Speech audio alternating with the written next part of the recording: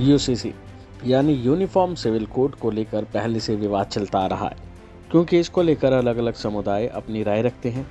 तो वहीं इस बीच उत्तराखंड विधानसभा में समान नागरिक संहिता बिल पेश हो गया।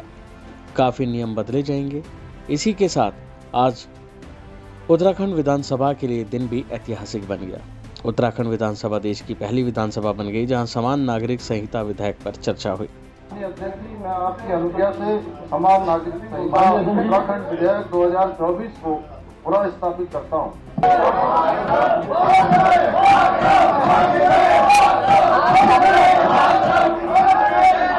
देश में समान नागरिक संहिता लागू करने की बात बीजेपी के शुरुआती घोषणाओं में से एक रही है। यूनिफॉर्म सिविल कोड लागू होने से धार्मिक आधार पर मिलने वाली जो स्वतंत्रता है वो लोगों से छिन जाएगी। अब इस मामले में नेताओं के बयान भी आने शुरू हो गए हैं। सुनिए क्या कहा इस मामले में समाजवादी पार्टी के सांसद एसटी हसन ने। देखिए, हमने कहा ना, अगर कोई कानून ऐसा बनता है जो हमें मुसलमानों को कुरान पाक ने जो हिदायत दी हैं उसके खिलाफ बनता है, जैसे कि हम 1450 साल से पैतृक संपत्ति में बेटी का हिस्सा हम दे रहे हैं, कितना दे रहे हैं वो अलग बात है, उसके खिलाफ कोई कानून बनता है तो हम उसको मानने को तैयार नहीं हैं। लेकिन सर, साफ तौर पर जितने भी राजनेता हैं या फिर कंटिन्यू ये कहा जा रहा है जैसे धर्म से आधारित ऐसा कुछ नहीं है, ना ही तो ये ऐसा नहीं है कि मुसलमानों के हित में नहीं है, फिर ये बात लगातार क्यों उठ रही है?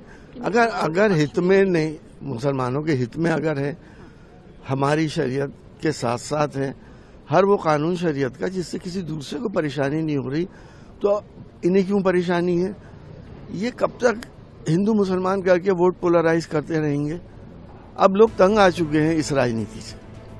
हसन का साफ कहना है कि अगर ये कुरान मुसलमानों को दी गई हिदायतों के खिलाफ है तो हम इसका पालन नहीं करेंगे। अगर यही हिदायत के आधार पर है तो हमें इससे कोई परेशानी नहीं है।